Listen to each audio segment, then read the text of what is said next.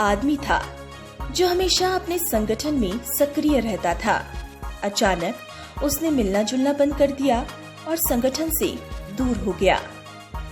कुछ सप्ताह पश्चात एक बहुत ही ठंडी रात में उस संगठन के मुखिया ने उससे मिलने का फैसला किया। मुखिया उस आदमी के घर गया और पाया कि आदमी घर पर अकेला ही था।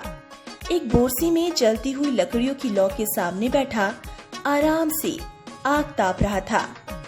उस आदमी ने मुखिया का बड़ी खामोशी से स्वागत किया। दोनों चुपचाप बैठे रहे, केवल आग की लपटों को ऊपर तक उठते हुए ही देखते रहे। कुछ देर के बाद मुखिया ने बिना कुछ बोले उन अंगारों में से एक लकड़ी जिसमें लौ उठ रही थी उसे उठाकर किनारे पर रख दिया और फिर से शांत बैठ गया। मेजबान हर चीज पर ध्यान दे रहा था। लंबे समय से अकेला होने के कारण मन ही मन आनंदित भी हो रहा था कि आज वह अपने संगठन के मुखिया के साथ है। लेकिन उसने देखा कि अलग की हुई लकड़ी की आग की लौ धीरे धीरे कम हो रही है।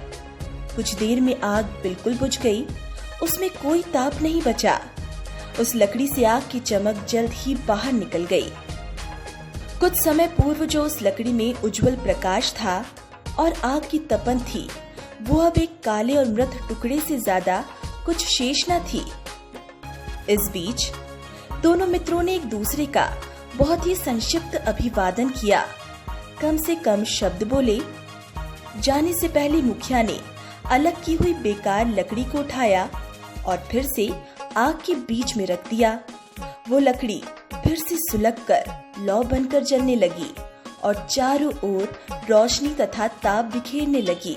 जब आदमी मुखिया को छोड़ने के लिए दरवाजे तक पहुंचा तो उसने मुखिया से कहा, मेरे घर आकर मुलाकात करने के लिए आपका बहुत बहुत धन्यवाद। आज आपने बिना कुछ बात किए ही एक सुंदर पाठ पढ़ाया है कि अकेले व्यक्ति का कोई अस्तित्व नहीं होता। संगठन का साथ मिलने पर ही वह चमकता है और रोशनी बिखेरता है। संगठन से अलग होते ही वह लकड़ी की भांति बुझ जाता है। मित्रों, संगठन से ही हमारी पहचान बनती है, इसलिए संगठन हमारे लिए सर्वोपरि होना चाहिए। संगठन के प्रति हमारी निष्ठा और समर्पण किसी व्यक्ति के लिए नहीं, उससे जुड़े विचार के प्रति होनी चाहिए।